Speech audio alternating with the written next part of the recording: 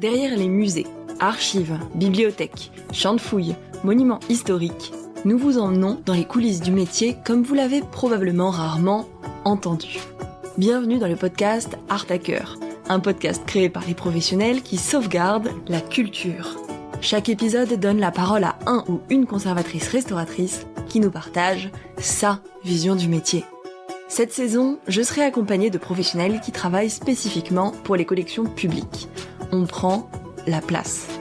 Je m'appelle Siggy, ma spécialité c'est le support papier et je tiens une chaîne YouTube sur l'histoire de l'art et du patrimoine. Mais dans le podcast Art à Cœur, je lâche le micro dans les réserves. Sur ce, bonne écoute.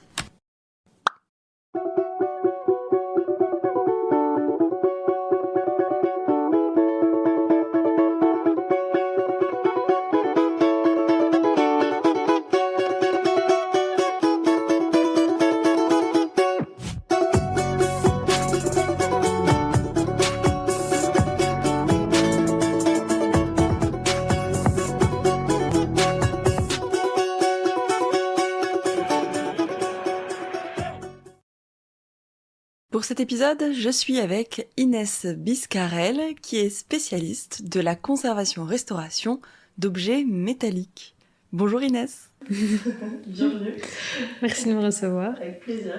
Alors aujourd'hui, on va découvrir ta spécialité sous un angle un petit peu différent. On va y venir dans un petit moment. Est-ce que tu pourrais nous décrire déjà, pour commencer, à quoi ressemble ton quotidien et ton activité ? Pour qui, comment tu travailles, à quel rythme, à quel endroit ? Moi, j'exerce en tant qu'indépendante. Donc au niveau de mon statut, très concrètement, je suis en micro-entreprise. Et je travaille à la fois pour des musées, pour des particuliers aussi et pour des maisons de vente.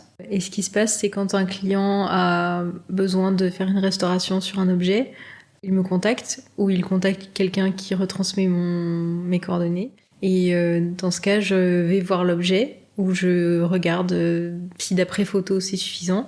J'établis un devis et si le devis est accepté ou pas, là j'interviens.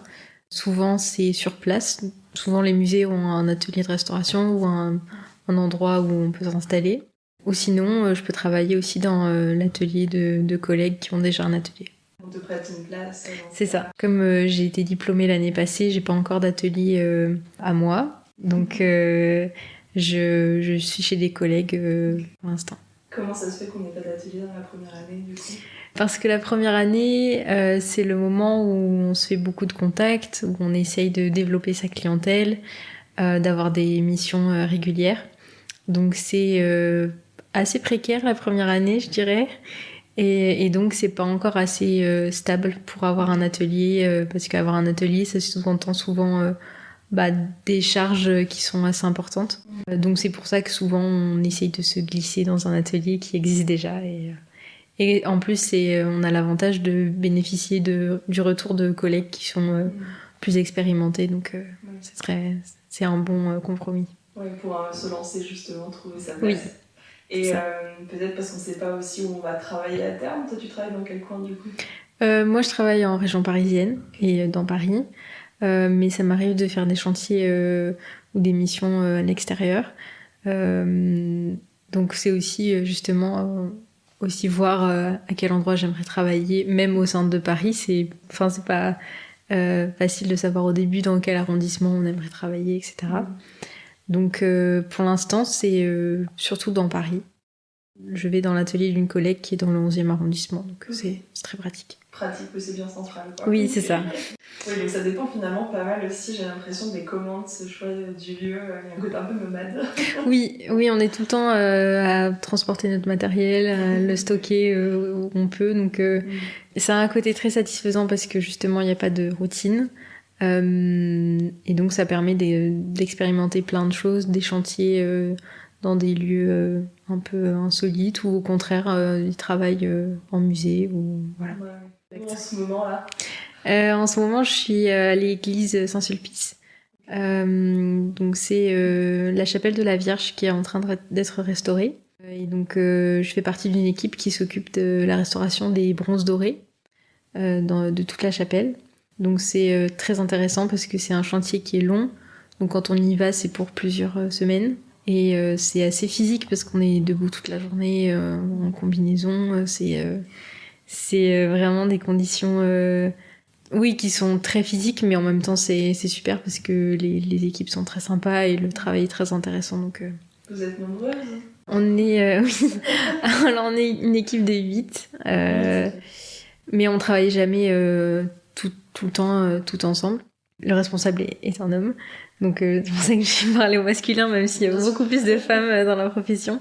Mais c'est intéressant parce qu'il y a aussi les spécialités sculpture, peinture murale et vitrail qui travaillent aussi en même temps sur le chantier. Dans donc... les 8 ou en plus? En plus, Ah ouais, c'est un gros chantier, ouais. Oui. Donc on croise pas mal de monde, donc c'est chouette. C'est un chantier, donc qu'est-ce qu'ils font exactement et qu'est-ce que toi tu fais donc, sur ce chantier? Moi, je restaure les appliques du coup en bronze doré. Donc c'est beaucoup de nettoyage. Quel type d'applique? Enfin, tu vois un peu C'est par exemple des frises qu'on peut voir sur les murs ou des guirlandes de fruits. D'accord. Il y a Pas aussi des lampes.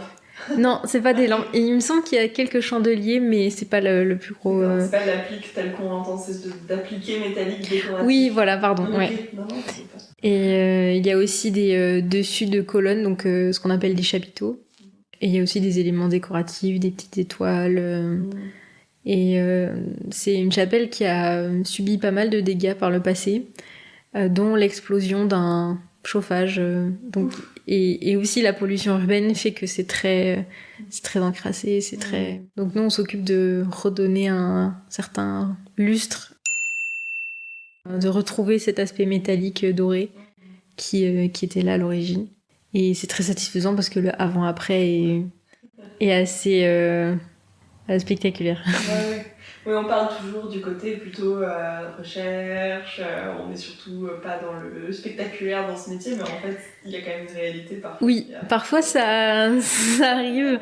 Et pour toutes les spécialités du chantier, c'était le cas, parce que vraiment la chapelle était très encrassée. Les restauratrices de peinture murale ont retrouvé vraiment des dessins, des couleurs qu'on avait perdues depuis très longtemps. Donc, Comme à Notre-Dame, pour avoir un modèle d'actualité. Je crois que c'est un peu lié, ces deux chantiers, non? Alors, je sais pas si c'est lié, mais en tout cas, je sais que les offices qui étaient faits à Notre-Dame maintenant sont faits à Saint-Sulpice. Donc c'est une église qui vit beaucoup, mais le chantier est quand même pas accessible au public. Mais on entend les offices quand on travaille.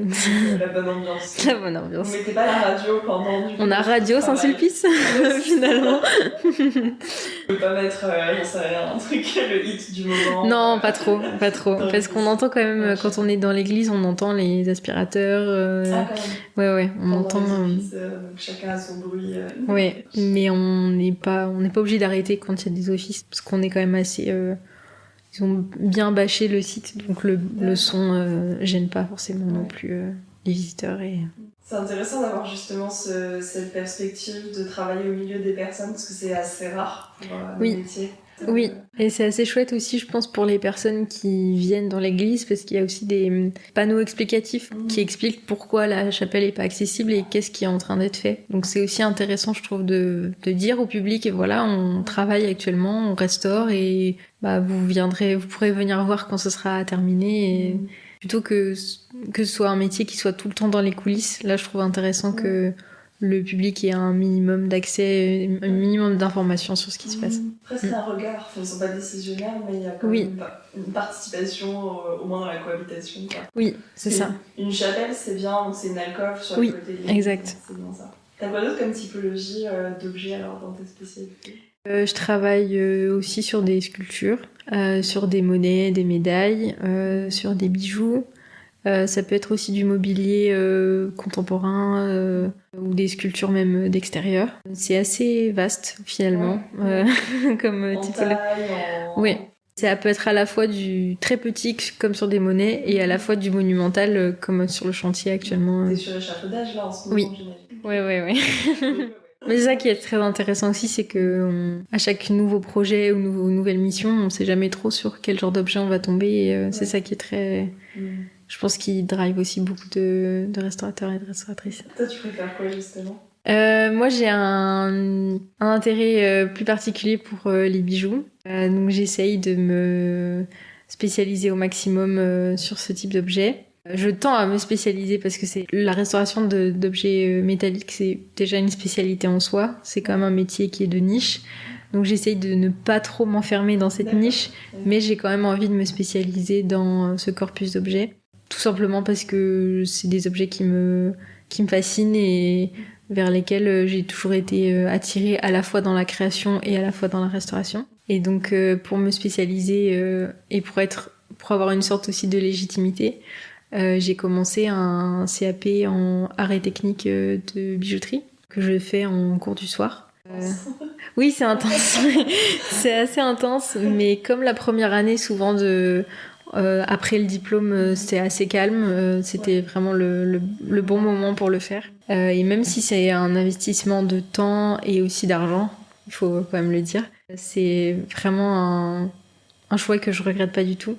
Parce que ça m'ouvre des portes. Ça m'aide aussi à être meilleure dans mon métier parce que je découvre une façon de travailler, des techniques nouvelles et vraiment je regrette pas du tout ce choix. La formation continue, dont on parle pas mal dans ce métier déjà, de tout le temps à l'affût, oui, c'est ça. Éveillé. Et puis c'est aussi intéressant d'apprendre des gestes de gens qui sont bijoutiers et pas de gens qui sont restaurateurs parce qu'on a souvent pas les mêmes gestes. Et là, on s'est très orienté quand même création.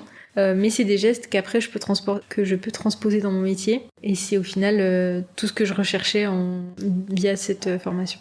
Tous les bijoux ou alors on repart dans de la niche encore. Dans de la niche. Des goûts particuliers.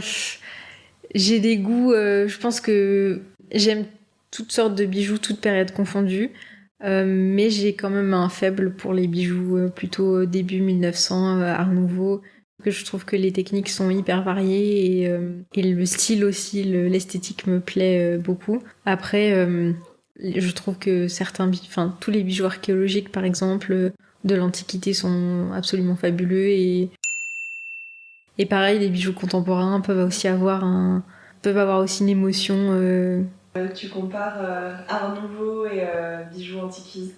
Ouais. Alors c'est très vaste encore, mais on retrouve des choses en fait, souvent des motifs de feuilles, des motifs très organiques. Oui, c'est vrai que ce côté organique dans le bijou, j'aime beaucoup. Ouais. Je suis moins attirée par tous les bijoux un peu en pierre qui sont très symétriques, très chargés en pierre.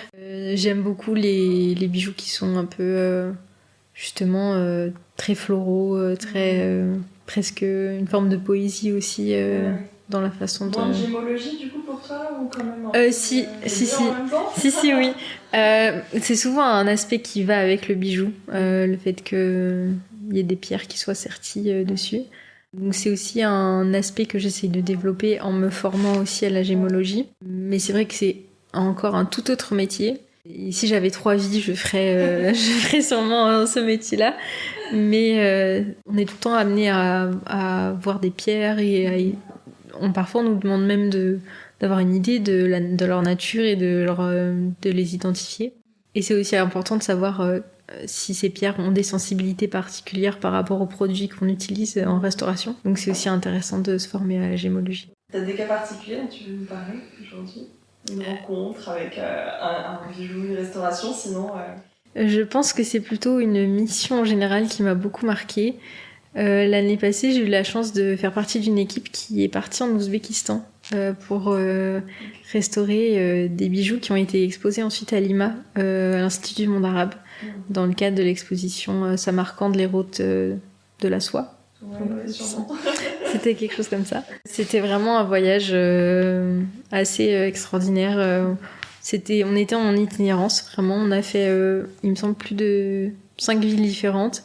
Et à chaque fois, on allait dans les musées et on restaurait les pièces qui avaient été choisies pour être exposées. Et donc vraiment, on avait une place de privilégié parce que c'est des bijoux qui n'ont jamais été restaurés, qui sont souvent tels qu'on les a amenés dans le musée en premier lieu. Donc c'est très émouvant d'être face à un bijou quelqu'un l'a porté il y a pas très longtemps en plus, donc c'était hyper émouvant. Et on pouvait voir aussi, suivant l'ère géographique, des styles différents ou très marqués. Et en plus, c'était des objets vraiment... je suis très objective en disant ça.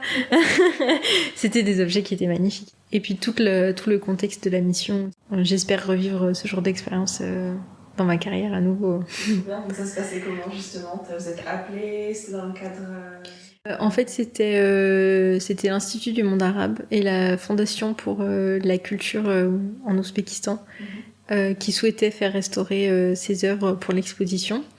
Donc ils ont demandé à une équipe de restaurateurs de partir là-bas. Pour d'autres spécialités, il s'est passé aussi ce même format-là de mission. Et moi, je faisais partie d'une équipe qui était dirigée par Christine Parisel. Et donc, on est parti avec tout notre matériel. Et quand on arrivait dans le musée, on devait s'installer, discuter avec les personnes, échanger et vérifier qu'on ait bien tous les bijoux sur la liste. C'était très intense en termes de travail, mais aussi très confortable parce que c'était la Fondation pour la culture ouzbek qui s'occupait des hôtels, des vols, des trains. On était bien pris en charge.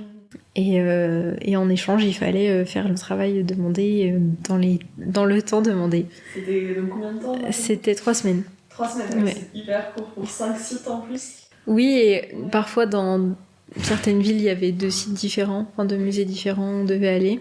Et donc on travaillait quasiment tous les jours. On a pris des trains de nuit, un vol interne. C'est pour ça que c'était assez intense. Ouais. Oui, c'était vraiment Mais génial. ouais, tu vois, à la fois tu profites de la vie là-bas, mais pas trop non plus. En fait, on a profité via les musées qu'on voyait. On a pu aussi faire des balades dans certaines villes pour quand même s'imprégner et voir aussi les sites en question. Mais c'était assez rapide quand même comme voyage. Sentir la culture quand même. Oui, un peu parce qu'on a quand même pris des trains... des trains que tout le monde prend, donc on est avec les gens. Il y a quand même la barrière de la langue qui est un peu... Et puis on avait tout le temps avec nous souvent une personne de la fondation qui parlait bien anglais, donc on pouvait aussi échanger beaucoup avec. Donc, c'était ma première mission après diplôme. Donc vraiment j'ai eu de la chance et ça s'est fait assez vite parce qu'il fallait quelqu'un pour l'équipe et moi j'étais plus que disponible et j'avais vraiment envie de partir.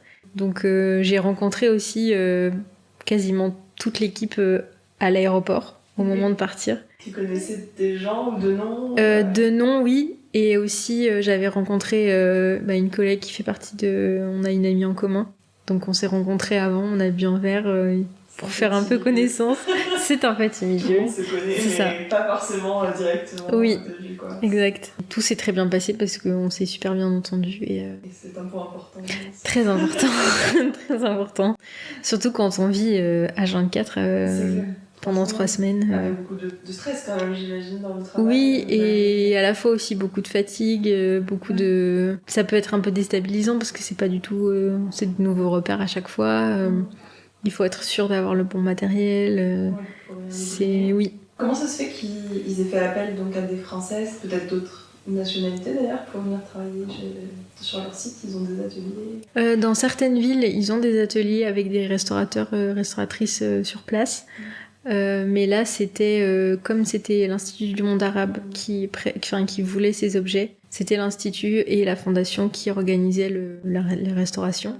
Et il y avait déjà eu des missions où des restaurateurs français étaient venus sur d'autres spécialités, sur aussi des peintures murales, des sculptures. Il me semble qu'il y a aussi des sites archéologiques là-bas où c'est des archéologues français qui y sont. Donc il y a beaucoup d'échanges en fait entre les deux pays. Et il me semble qu'en Ouzbékistan, c'est assez récent les écoles de restauration. Donc en fait, ils préféraient, je pense, faire appel à des restaurateurs français. Et comme ça, nous, on a pu aussi, j'espère, amener... Une compétence? Oui, ou à minima un peu de matériel. Et à Samarcande, dans le musée d'art et d'histoire, il me semble, ils ont créé un laboratoire de restauration. Donc c'est des choses qui se mettent en place dans le pays. Et à terme, ils auront leurs restaurateurs. Ils ont déjà, mais ils auront des formations. C'est pas encore complètement implanté en fait, d'où C'est ça. l'appel. Oui, alors qu'on n'aurait sûrement pas mieux fait que des restaurateurs ouzbeks. Ce qu'il y a, c'est qu'il y en a pas beaucoup dans le pays. Et souvent, ils sont débordés parce qu'ils doivent s'occuper des collections de tous leurs musées. Donc ils sont à la fois restaurateurs de verre, de céramique, de bois. Là, comme les temps étaient très courts, ils ont fait appel à des équipes françaises. Et l'exposition qu'il y a eu au Louvre aussi a envoyé aussi des restaurateurs français. Il me semble que c'est aussi dans un cadre géopolitique un peu plus large entre la France et l'Ouzbékistan. C'est hyper intéressant, je trouve, ces points-là, parce que En France, déjà, on connaît mal nos métiers, encore aujourd'hui, et on se rend pas Ouais. forcément compte, même dans notre milieu, Mhm. que tous les pays n'ont pas toujours les dispositifs, ou ils ont parfois les compétences, mais pas forcément du coup le lieu Oui. pour accueillir ou pour gérer des expositions comme on les entend en Europe, en Occident, à de très grandes envergures, où tu peux pas faire appel à 20 personnes d'un coup. Oui. Dans le pays. Puis je pense aussi que pour eux, c'était une façon de donner accès à leur patrimoine et d'ouvrir leur musée. C'est un acte de grande confiance. Souvent, il y avait des caméras quand même pour contrôler ce qu'on faisait, ou des personnes qui surveillaient ce qu'on était en train de faire. Mais souvent, c'était des gens qui étaient soit guides, soit conservateurs, soit restaurateurs sur place. Et donc, ils regardaient aussi quels produits on utilisait, comment on faisait. Et, c'était comme ça qu'on pouvait avoir aussi un échange direct. C'était quoi comme type de pièce, justement? Tu peux nous mettre un petit peu, nous plonger dans la matière et l'histoire de ces objets? C'est beaucoup de parures de bijoux, donc c'est des boucles d'oreilles, des colliers. Il y avait beaucoup d'ornements pour les chevaux, donc ça va être des harnais qui sont sertis de pierres, où il y a des pierres sur du cuir. C'est beaucoup de pierres, beaucoup de pendeloques.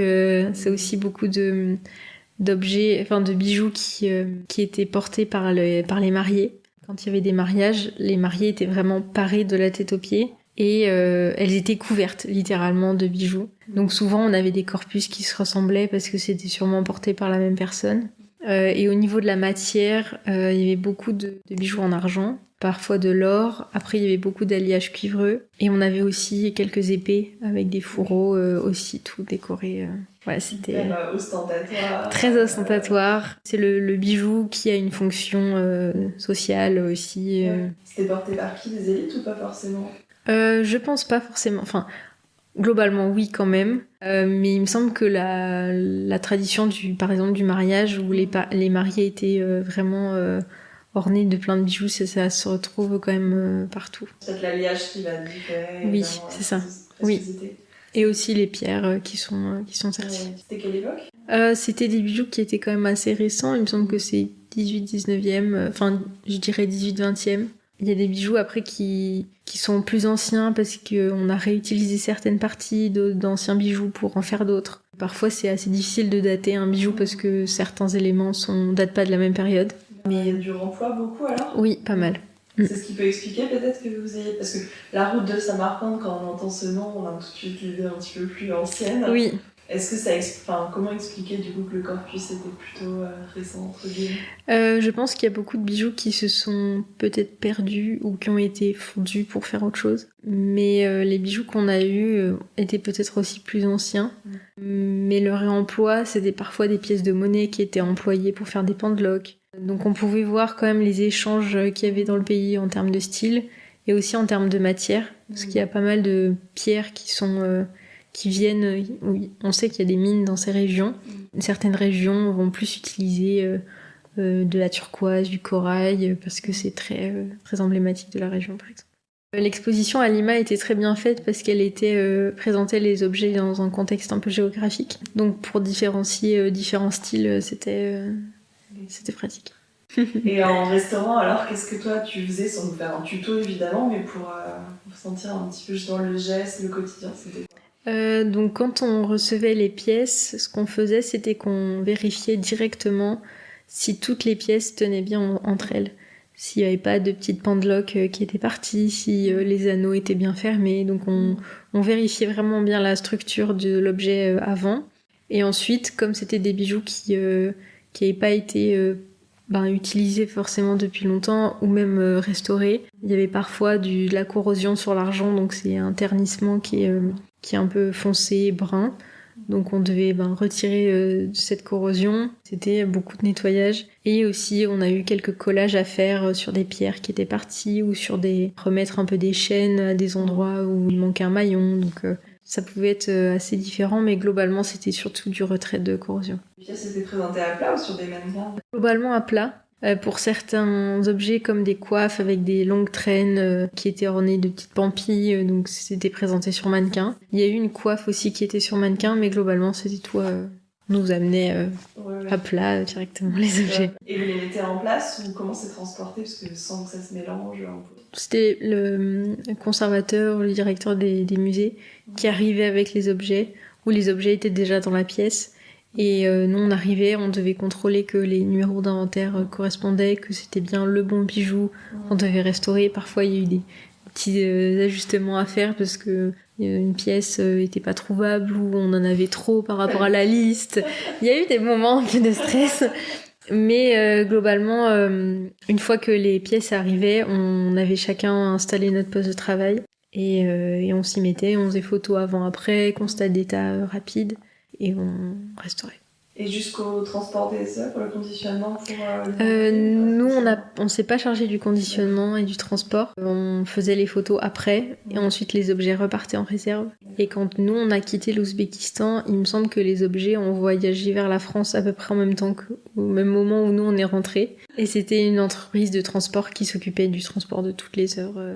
Donc chaque bijou avait sa petite caisse de transport. Sur mesure. Sur mesure. Moi, j'imagine le truc qui l'a tant pis qui repart. Non, c'était tout, c'était sur mesure, c'était... Ouais. Et du coup, donc la distribution des pièces, ça s'est fait complètement arbitrairement selon les affinités ou l'expérience Oui, selon l'affinité et l'expérience.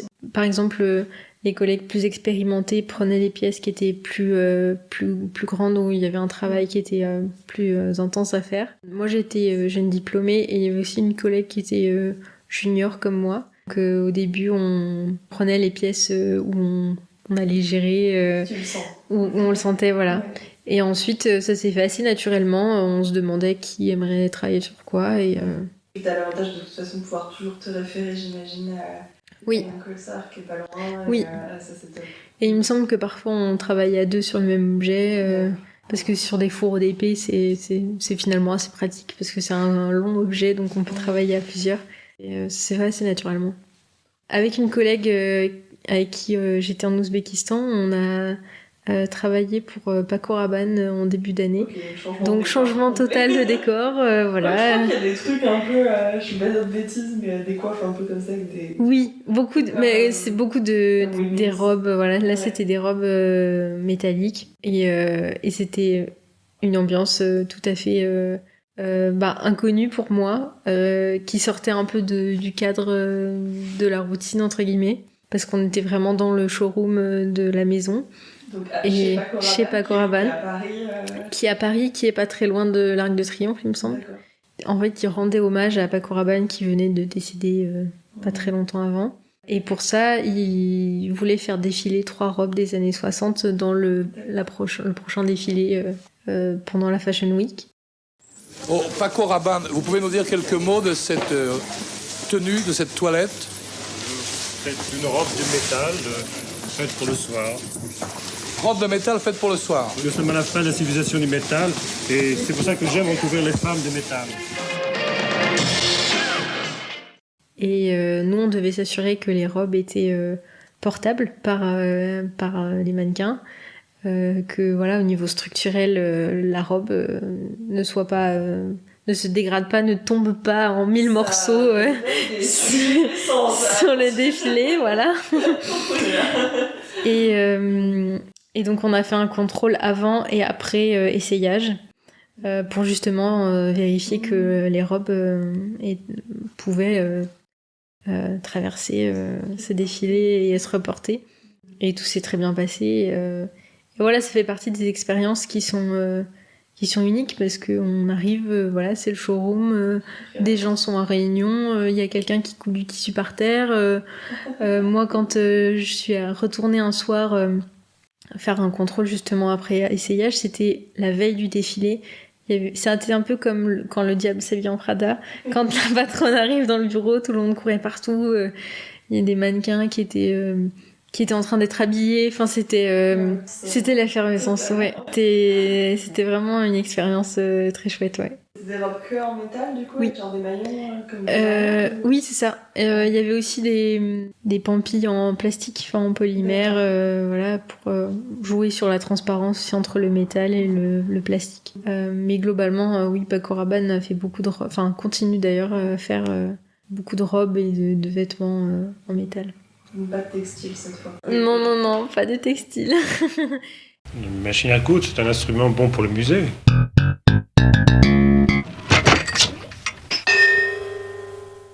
Ça, c'est une robe de rhodoïde et de cuir. Et dans le rhodoïde sont incluses des fleurs naturelles. Elles sont toutes différentes. Ce qui fait que sur la peau, on les voit. Très joli sur la peau. Oui, et très aéré. C'est comme une cotte de maille. Comment fait-on ces trous-là? En découpant dans le métal des formes qu'on assemble par les anneaux. Oh là là! Ah, celle-ci, c'est la plus lourde. Elle est en acier, elle est par balle et elle fait 8 kilos. Et les robes étaient aussi très bien conservées, donc on n'a pas eu beaucoup de consolidation à faire. Je crois que le challenge le plus important pour eux, c'était de trouver des mannequins qui puissent avoir des mensurations un peu standards des années 60, D'accord. avec des bras très fins, une taille très marquée.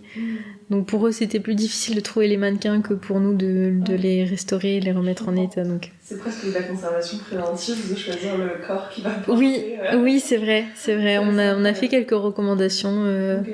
à ce sujet parce que sur une des 3 robes, on a retrouvé du fond de teint, du maquillage. Est-ce que la sueur, etc. peut oxyder? Oui. C'est du métal Oui. Parce qu'à l'époque, je me rends pas compte, c'était du métal pas inoxydable à l'époque. Globalement, c'était de l'acier. Et oui, on a retrouvé forcément quand les personnes les prennent à main nue, on a retrouvé plein d'empreintes digitales qui en fait sont des oxydations qui marquent le métal un peu, pas à vie, mais presque. On a retrouvé du fond de teint ou du maquillage.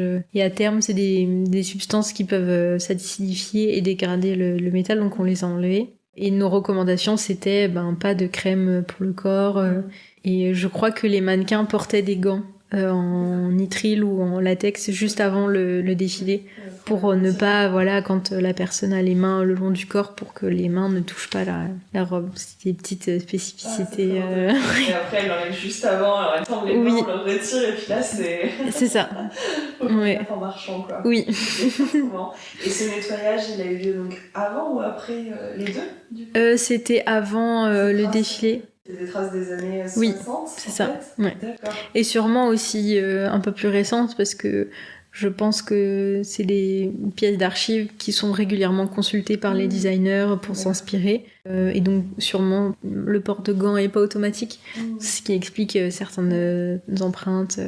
Mais la maison développe la branche patrimoine, donc ils sont au courant de toutes ces questions de conservation préventive. Ils ont une archive donc située dans la maison, c'est ça? Il me semble que c'est une partie de leur réserve. Et ils ont une personne dédiée justement au patrimoine de la maison. Et c'était lui d'ailleurs notre personne de contact pour cette mission. Quelqu'un au fait à peu près de nos lubies de conservation justement. Oui, mais il était très au courant. Il comprenait parfaitement pourquoi on préconise le port de gants et l'absence de crème. Ouais, bien sûr. Et il veillait d'ailleurs à ce que nos recommandations soient respectées. Donc c'est agréable comme cadre de travail et comme contact aussi. Ça, c'est une vraie question, t'en penses quoi? Parce que le bijou, c'est une pièce portée. Oui. Le métal, même, de manière générale, alors peut-être pas archéologique ou voilà, mais c'est a priori quelque chose en général qui est utile. Tu penses quoi du coup de cette question, justement, de faire vivre une pièce C'est une grande question qui dépend de chaque objet. Je pense que dans le cadre des robes de Paco Rabanne, ce qu'on s'était dit, c'était que si les robes n'étaient vraiment pas portables et que le dommage post-défilé était vraiment trop grand, on allait essayer de faire en sorte que les robes ne défilent pas. Mais en amont, ils avaient déjà regardé les robes et ils savaient déjà qu'elles étaient portables. Et dans le cadre de bijoux, ou même d'objets qui sont déjà dégradés, qui sont très fragiles, qui sont uniques, c'est vrai que le port de bijoux ou même de robes, pour ne rien citer... C'est pas... En général, je trouve toujours intéressant de voir un bijou porté ou un vêtement porté quand c'est possible, parce que c'est la fonction première de l'objet, c'est qu'il a été créé pour être porté et pour être en représentation sur un corps finalement. Mais quand la pièce est en trop mauvais état, c'est pas quelque chose que je recommanderais. Encore une fois, ça dépend de chaque objet et de son état. Il y avait eu, je sais pas si t'avais vu ça, il y a pas si longtemps, peut-être 4-5 ans. Alors c'est un des colliers de la reine, c'est de Marie-Antoinette. Il y a eu plusieurs modifications depuis, mais qui avait été vendu, je crois, par Sotheby's ou quelque chose comme ça, et qui a été porté par un mannequin. Oui. Après, je sais qu'il y a beaucoup de maisons de haute joaillerie qui prêtent leurs pièces d'archives à des stars pour des défilés ou des premières de films. Ou c'est quelque chose qui se fait régulièrement. Dans le cadre de pièces historiques, c'est un peu différent parce qu'on a un peu le point de vue. Est-ce que c'est un patrimoine qui est inaliénable ou est-ce que c'est un patrimoine qui se vend, qui se porte Dans le cadre de pièces qui appartiennent à des maisons de joaillerie, ils ont des ateliers qui inspectent les pièces, qui les conservent. C'est pas quelque chose qui me choque profondément. Je comprends le point de vue. Mais c'est vrai que quand c'est des pièces historiques, c'est toujours un peu délicat parce que il y a cette question de est-ce que le dommage justifie le port du bijou ou non. C'est des problématiques qui se posent par rapport aux objets qui ont aussi un mouvement, comme des instruments de musique ou des objets techniques qui ont un moteur ou un mécanisme à l'intérieur. C'est aussi ces questions-là que... Même le livre, c'est vrai, c'est vrai. On est en plein dans ma question préférée de qu'est-ce qu'un bon ou un mauvais restaurateur, qui n'est pas du tout une question piège, mais vraiment une question philosophique liée à l'éthique et ce qu'on peut vraiment faire en pratique sur la vie d'un objet, l'utilité d'un objet même aujourd'hui. Est-ce que tu crois qu'il y a justement que peut-être le matériau métal se prête plus finalement à un usage où on revient à des questions peut-être d'époque ou de matière? Je pense que le métal, c'est un matériau qui est quand même robuste et moins fragile que par exemple un livre ou un textile ancien, par exemple, une robe par exemple. Je pense qu'on a tendance à y aller un peu plus, entre guillemets, avec les objets en métal, parce qu'on se dit « Ah, mais c'est solide, c'est robuste ». Mais il y a pas mal d'exemples qui montrent que parfois, c'est mieux de pas sur-restaurer non plus. Parce que souvent aussi, le piège, c'est qu'on a envie que l'objet en métal, il soit comme neuf, qu'il soit brillant, hein, qu'il paraisse, vraiment sorti d'usine presque. Sauf que souvent, quand on décide de revenir à cet état, pas originel, mais presque, on perd toutes les traces d'usage qui sont hyper précieuses et qui permettent d'avoir une trace de la vie de l'objet et de comprendre aussi les fonctions de l'objet. Donc pour répondre à la question qu'est-ce qu'un bon ou mauvais conservateur-restaurateur, je pense que ce serait justement quelqu'un qui a une vue un peu d'ensemble par rapport à l'objet, qui se demande pas juste est-ce que mon traitement est bénéfique ou pas sur l'objet, parce que c'est des questions qui sont... C'est la question qu'on se pose tous quand on restaure un objet. Mais je trouve que c'est bien d'avoir une vue d'ensemble sur est-ce que dans 10 ans, mon traitement a toujours du sens ? Est-ce que par rapport à la fonction de l'objet, il a du sens ? Et est-ce que aussi par rapport au public ? Est-ce que le public va comprendre l'objet après la restauration ? Parfois, on restaure un peu moins certains objets parce qu'on se dit, bon, si c'est trop restauré, en fait, on perd le sens, les gens ne comprennent plus. Donc ça dépend vraiment des objets. Et je pense aussi que avoir des bonnes pratiques, c'est respecter déjà la volonté initiale du propriétaire, mais de la remettre en question et d'essayer de comprendre pourquoi il veut tel ou tel état de l'objet. Parce que nous, on sait ce qui est bon pour l'objet, entre guillemets, au niveau du matériau et de la chimie, de qu'est-ce qui va se passer sur le matériau dans 10 ans. Mais on n'est pas les personnes qui vont l'utiliser ou qui vont le présenter ou créer une exposition autour. Donc c'est bien d'avoir des échanges avec ces personnes.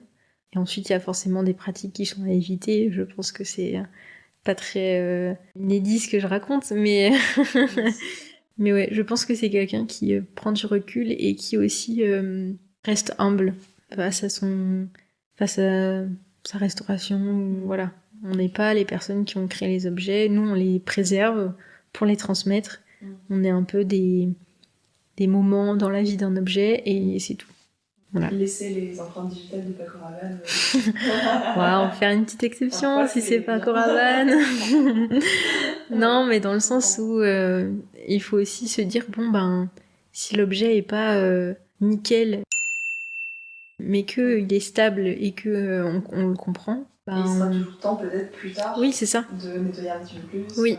T'as un exemple justement quand tu parles d'objets qui perdraient son sens aux yeux du public. On a par exemple des exemples d'églises qui sont très très nettoyées, et puis on se dit mais du coup c'est pas du tout comme avant, hein, ça va être beaucoup plus en fait oui. une église grise. Est-ce qu'on finalement on se rapproche pas trop de l'état initial, on préfère rester sur une patine Alors, j'ai un exemple. C'est un objet qui avait été traité dans mon école. C'est une malaxeuse à tourbe. Donc on s'éloigne des bijoux très très fort. C'est quoi déjà la phrase? Je sais plus. La machine à guimauve. Oui, quelque chose comme ça. Nous sommes le 28 septembre 1997, il est exactement 11h du matin.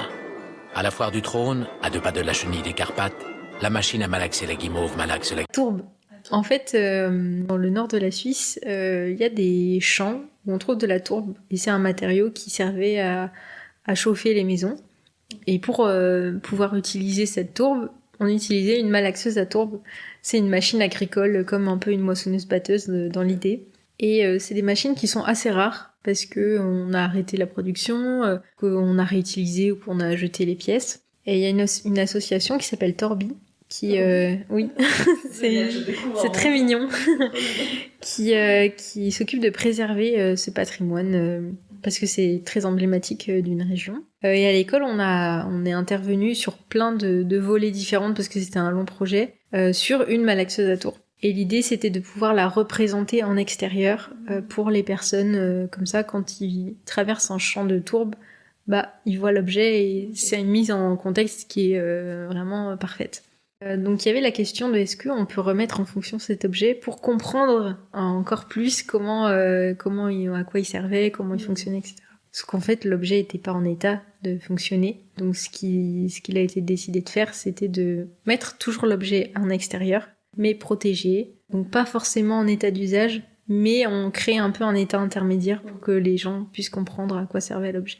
Et après, il me semble que il y a eu tout l'aspect un peu médiation autour de l'objet où on a créé moi je dis on, mais c'était l'association, créé des petits textes explicatifs et aussi il me semble un petit montage vidéo pour vraiment expliquer comment était l'objet. Mais c'est un peu un exemple où on trouve un peu un entre-deux pour à la fois préserver l'objet et à la fois on se dit bon, on va quand même le mettre en extérieur, même s'il va se dégrader plus vite que s'il est conservé dans un musée. On fait le choix de le mettre en extérieur parce que ça a plus de sens. C'est un très bon exemple. Voilà. On a toujours tellement cette vision très bloquée de l'objet dans sa réserve, dans sa vitrine. Et là, on est typiquement sur un cas qui va peut-être faire moins la une des journaux. Oui. Mais qui pourtant, en fait, c'est un peu presque pas la même chose, parce qu'il n'y a pas le même enjeu économique, mais un enjeu éducatif très fort. Oui.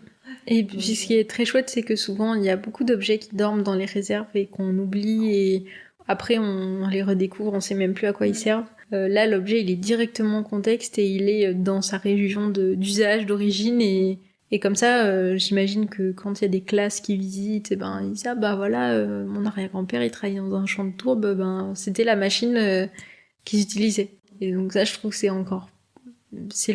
c'est idéal parce que on fait une concession, on se dit l'objet va se dégrader plus vite, mais il y a un suivi, il y a un entretien et ça permet de rapprocher le public aussi de son histoire. Oui. Ce qui est le but d'un objet. C'est ça.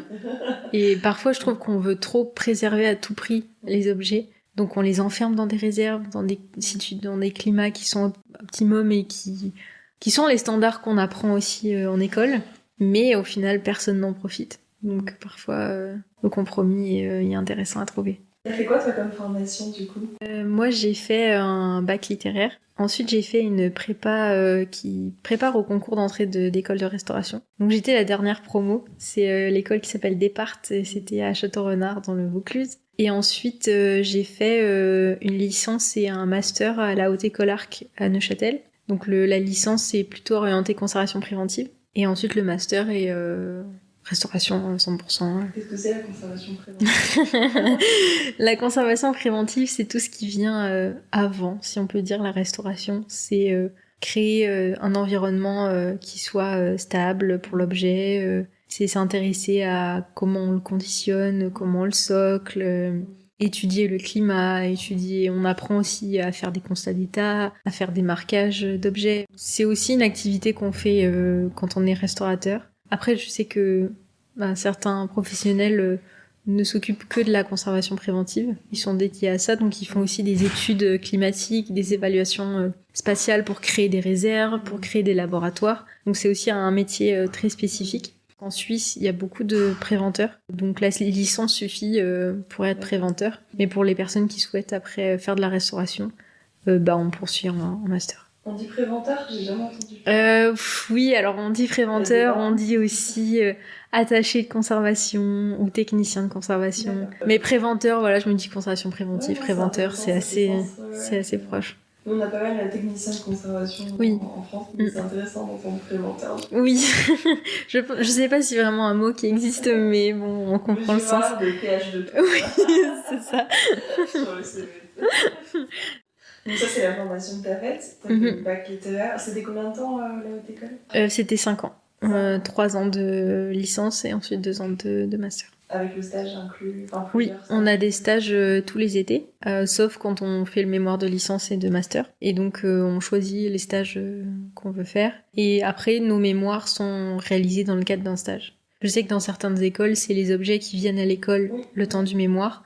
Là, c'est les élèves qui vont vraiment dans les institutions faire leur mémoire. Ça rentre dans le cadre d'un stage. Sauf qu'à la fin, il y a un gros rendu. Que le stage, il y a un objet quand même qui est le centre du mémoire. C'est l'objet et le centre du mémoire. Après, ça dépend les sujets, parce que certains sujets, surtout en conservation préventive, parfois on traite un lot d'objets ou un corpus ou même un espace ou une réserve. Mais à chaque fois, c'est réalisé dans un lieu spécifique, sauf quand l'institution ne peut pas accueillir d'étudiants, ou là, dans certains cas, l'objet vient à l'école. À Neuchâtel, les 2 spécialités, c'était objet archéologique et ethnographique, et objet technique, scientifique et horlogiste que moi j'ai fait. Mais au sein de ces 2 spécialités, on retrouve du métal dans tous les cas. Oui, donc après, on choisit aussi vachement sur quel genre d'objet on veut travailler. Alors que je sais qu'à Paris 1 ou à l'INP, on rentre quand même vite dans une spécialité où on touche pas trop aux autres matériaux. Moi, en licence, j'ai travaillé aussi sur du verre, de la céramique, sur d'autres matériaux. Et comme ça, on peut vraiment après se spécialiser. Donc ça dépend en fait quel genre de format d'études on aime, parce qu'il y a des profils qui préfèrent une ambiance faculté, ou d'autres une école où on est un peu suivi par les profs et ultra encadré. Moi, c'était le format qui m'allait le plus. Et j'ai beaucoup aimé étudier à Neuchâtel parce que c'était une ambiance où on avait des super conditions de travail. Et on est des petites promos aussi, donc on peut être proche des enseignants. Et créer une ambiance qui est quand même assez familiale, où tout le monde se connaît. Donc, moi, j'ai beaucoup apprécié ça. C'est convivial. Oui. Est-ce que c'est le fait d'avoir touché un petit peu au spé vert émo qui t'a donné le goût du bijou, ou tu l'avais J'avais ce goût-là avant, mais j'ai découvert la restauration via la restauration de peinture. J'avais une prof de dessin dans mon village qui était restauratrice de tableaux. T'es pas suisse? Non, je viens d'un petit village de Provence. Moi, j'ai pas du tout l'accent du sud, mais mais promis, je ne mens pas. Si, je l'avais très fort quand j'étais petite. Oui. Non, je l'avais très fort quand j'étais petite, et puis après, je suis partie assez vite. Donc ça se regagne aussi très vite. Ça se regagne très vite. Même au téléphone, parfois, je me surprends moi-même.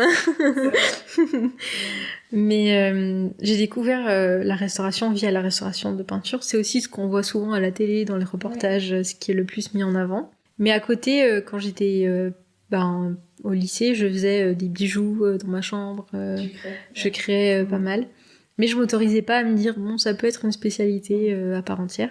Et grâce à la prépa, après le lycée, j'ai pu un peu voir d'autres spécialités. Et là, je me suis dit, en fait, les objets... Aussi le fait que ce soit souvent des objets en 3D, en métal, c'est ça aussi qui m'attirait. Et je pense que j'avais pas forcément un modèle de restauratrice peinture. J'ai jamais fait de stage, par exemple, qui aurait pu me dire, ah, mais en fait, si, c'est ça que je veux faire. Et dans la prépa, on visitait beaucoup d'ateliers de restaurateurs, des réserves et des musées. Et je me suis dit, non, en fait, le métal, c'est ça qui m'intéresse. Et en fait, le choix s'est fait assez naturellement et assez vite. Et je pense que pour tout le monde, au début, on pense qu'on est attiré vers une spé, et ensuite, finalement, ça c'est pas mal. Après, il y a des gens qui trouvent tout de suite, tant mieux pour eux, mais moi, je me suis un petit peu réorientée en cours de route. Donc, t'as découvert assez tard, finalement, le métier de conservation, restauration? J'ai découvert ce métier, je crois que je devais être en seconde. Mais je pense que c'est quand même assez tôt, parce que souvent, en tout cas... Dans pas mal d'écoles, il y a aussi des gens qui sont en reconversion, qui découvrent le métier après déjà des études. Moi, je me suis directement orientée là-dedans. Donc j'étais la plus jeune de ma promo, enfin, souvent du coup ce qui va avec. Mais oui, du coup en seconde, ouais, je découvre que ce métier existe et de suite je me dis c'est ça que je veux faire. Parce que je voulais pas être artiste, je me voyais pas créer. Je pense c'est un avis assez partagé par beaucoup de restaurateurs, ce truc de on peut travailler dans l'art mais en même temps on peut pas être artiste. Et j'aimais beaucoup ce métier de coulisses. Et aussi c'est un métier qui permet d'allier à la fois par les sciences, l'histoire de l'art et les objets. Et on est aussi très privilégié parce qu'on a accès à des objets que on voit pas tout le temps, qui sont pas forcément tout le temps exposés. Donc ça me plaisait beaucoup. Pourquoi ne pas vouloir être artiste alors? Pourquoi c'est pas possible quand t'es conservatrice restauratrice? Pourquoi alors c'est possible en à côté. On peut créer. Je trouve que c'est d'ailleurs très vital pour moi d'avoir une activité un peu de création à côté parce que ça permet de se détendre. C'est une forme de méditation quelque part. Mais c'est pas un métier qui est tant artistique que ça comparé à ce qu'on pourrait penser. C'est pas artistique dans le sens où on crée pas dans notre métier. On travaille sur la création d'autres personnes et on doit respecter cette création, on doit pas l'interpréter, on doit pas la transformer. Donc c'est pas un métier qui est tant créatif que ça, c'est créatif dans la recherche de solutions. Voilà, MacGyver, plan B, plan D. Pour le coup, c'est dans ce côté-là qui est créatif. C'est pas l'esprit de soi en fait. Non. Il n'y a pas ce truc un peu d'ego où on veut communiquer, on veut transmettre quelque chose dans la création. Là, c'est pas du tout ça. Ou alors, on a une activité de création à côté, en loisir. Et je pense que comme beaucoup de gens, finalement, ont une activité, du sport, des hobbies, voilà. Alors, est-ce que c'est de l'ego ou pas de vouloir communiquer sur son métier quand on est restauratrice? Parce que toi, tu as un super compte, partagé avec des collègues. Oui. Tu veux nous parler un petit peu de l'objectif Oui, bien sûr. ce compte? Est-ce qu'il y a de la créativité dans ce compte aussi? Oui. Alors, c'est un compte qui s'appelle Evie Art Care et qu'on a lancé avec 3 amis. On a toutes les 3 des spécialités différentes et on voulait partager ce qu'on faisait, notre métier, les coulisses et aussi pouvoir parler à nos proches de ce qu'on faisait parce que c'est souvent un peu obscur, on sait jamais, les personnes ne savent jamais trop sur quoi on travaille ou sur quel genre d'objet. Donc là, ça permettait de partager à plein de gens différents notre métier. Et c'est pas un métier qui est très représenté sur les réseaux, ou alors c'est un métier qui a un peu une image poussiéreuse, pas très moderne. Et nous, on voulait un peu sortir de ça, un peu comme ce que tu fais aussi avec ce podcast, et voilà. Et au final, la partie qui est très créative dans ce compte, c'est qu'on a envie que nos photos soient jolies, que notre feed soit agréable à voir, que ça soit quelque chose finalement que les gens aiment voir et qu'on aime partager, parce que c'est du contenu qu'on recherche aussi personnellement quand on va sur les réseaux. Et on s'est dit en fait, il n'y a pas de contenu exactement comme on aimerait le voir, donc on va le faire. Et comme on était 3, c'est aussi très agréable parce qu'on peut parler de nos spécialités différentes et donc s'adresser aussi à plus de gens. Et c'est des amis de très longue date, donc l'émulation est forcément toujours là. Et ça aussi, ça nous permet de professionnellement d'agrandir notre réseau et de rentrer en contact avec des gens avec qu'on n'aurait jamais croisé. Autrement. Ouais, c'est ça. 3 amis qui ont connu la fameuse prépa. Exactement, tout a commencé à Château-Renard. Je vais te proposer 2 questions. Ok. Et tu choisis celle à laquelle tu préférerais répondre. Je vois un rebondissement possible. Oh là là. Alors, premier choix. Donc, l'idée, c'est d'avoir une réponse un peu spontanée et t'es pas au courant avant, en fait. Ok, oui. Oui, je suis pas au courant. Vous voyez une goutte de sueur. Donc, temps de réfléchir. Ouais. Mais l'idée, c'est d'avoir vraiment ton retour spontané dessus, dans une réponse relativement courte, sans stress. Alors, la première option, c'est tu dois convaincre le gouvernement que le patrimoine est le ministère dans lequel il faut absolument investir, que c'est primordial, quoi. Ça fait partie du top des ministères. Et l'autre option, c'est tu dois expliquer à Mr Bean qu'a priori, c'est pas une très bonne idée qu'il fasse ce métier. Ah, c'est génial comme question. Je pense que je vais prendre la question avec Mr Bean pour le côté humoristique. Je pense que ce serait pas une bonne chose qu'il fasse ce métier parce qu'il est très maladroit et pas très organisé. Et même s'il est très drôle, Ouais, je pense pas qu'il ait les capacités nécessaires. Ça ferait de très bons films. Si on veut être restaurateur, c'est bien d'être un peu posé, un peu calme, organisé, c'est toujours un plus.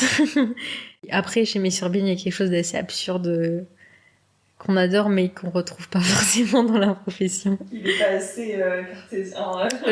Je pense qu'il est un peu trop dans son monde et un peu trop... c'est ce qu'on aime aussi chez lui, mais je pense surtout quand on est indépendant et qu'on doit gérer sa compta, gérer son agenda, c'est bien d'avoir les pieds sur terre. On est vite submergé. Oui, on est vite submergé, on est vite stressé et aussi avoir un ancrage solide dans le sens de pas tout mettre dans son métier, pas s'oublier derrière son métier. Bon, je suis encore une junior dans mon métier, mais c'est quelque chose que j'ai déjà pu observer. C'est pour ça aussi que avec les filles, on a décidé de créer ce compte Instagram, c'est pouvoir aussi se détacher un peu de ce qu'on fait pour le partager, rendre accessible ce qu'on fait et ne pas s'enfermer derrière notre travail. Parce qu'il y a parfois des profils comme ça qui ne partagent rien, qui ne parlent pas de leur travail et qui s'oublient un peu derrière leur métier. Et nous, on voulait pas du tout être dans ce format-là de quotidien, si on peut dire. Est-ce que Mr Bean, du coup, a quelque chose à apprendre, conservatrice, restauratrice? Oui, je pense qu'il pourrait apprendre l'autodérision. Il y a un profil qui se dessine. Voilà, l'autodérision, le fait de parfois se prendre un peu moins au sérieux, le fait d'être peut-être accessible aussi, jovial. Après, j'ai pas envie de dépeindre un profil hyper sombre des restaurateurs, mais... Ça reste, Mr Bean est une caricature, donc ça permet de faire une caricature intéressante, je trouve, ce que tu dis de ce métier ou de comment on peut en effet s'incarner dans des rôles. Oui, puis parfois ça peut paraître aussi un peu élitiste ou un peu trop loin d'une réalité de monsieur et madame tout le monde, le métier qu'on fait, mais au final c'est pas vrai du tout, parce qu'on a le même statut qu'un plombier, qu'un électricien, on a les mêmes réalités d'entreprise que ces métiers-là. Mais comme on travaille dans les musées ou avec des antiquaires ou des particuliers qui ont des objets de valeur que monsieur et madame tout le monde ne pourraient pas posséder, par exemple, les gens ont tendance à mettre une distance entre eux et nous, ou entre notre quotidien et leur quotidien, parce qu'on a des expériences un peu inédites. Et c'est quelque chose que justement avec les filles et le compte Instagram, on veut pas du tout avoir. On essaye aussi de s'adresser à nos amis qui n'intéressent pas forcément. Le patrimoine, bon, ça reste un peu flou et ça reste un peu des musées, bon, où les expositions sont pas très accessibles parfois. Et nous, c'est ce qu'on essaye de faire, et bon, c'est toujours en progression, mais c'était l'idée de base du compte. Ça va être chouette, je pense, de voir évoluer aussi votre regard. En plus, à 3, c'est très intéressant parce que c'est déjà une première réflexion, un premier filtre à l'idée de finalement comment on représente ce métier qui est très dur. C'est hyper dur. Notamment à cause de cette ambiguïté que tu as bien dite, où à la fois on croirait qu'on est dans une élite sociale, financière, etc. Parce qu'on a en effet un métier qui est passionnant, qui est bien vu. Oui. Mais la réalité est en effet beaucoup plus ordinaire du quotidien. En fait. Totalement. Dans l'extraordinaire. Oui, c'est ça. Et puis, comme c'est aussi un petit milieu, on a souvent peur d'en parler parce qu'on a peur de pas bien l'expliquer ou de pas... moi je vais sûrement raconter des choses que Esther et Viviane vont raconter toute autre chose, mais ce sera justement très intéressant. Et le fait de le faire à 3 aussi permettait de se protéger quelque part, parce qu'on est un groupe, on n'est pas seul... Et c'est un métier qui est parfois difficile à expliquer. Donc le faire à 3, c'était plus simple. Et aussi, on a fait 3 formations différentes. Et donc c'était aussi important pour nous de représenter 3 visions, 3 écoles.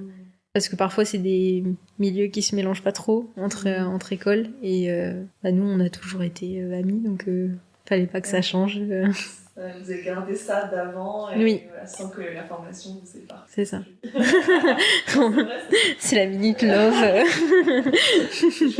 Et sur cette note du coup personnelle et de d'identité à ne pas perdre. Je te pose une dernière question.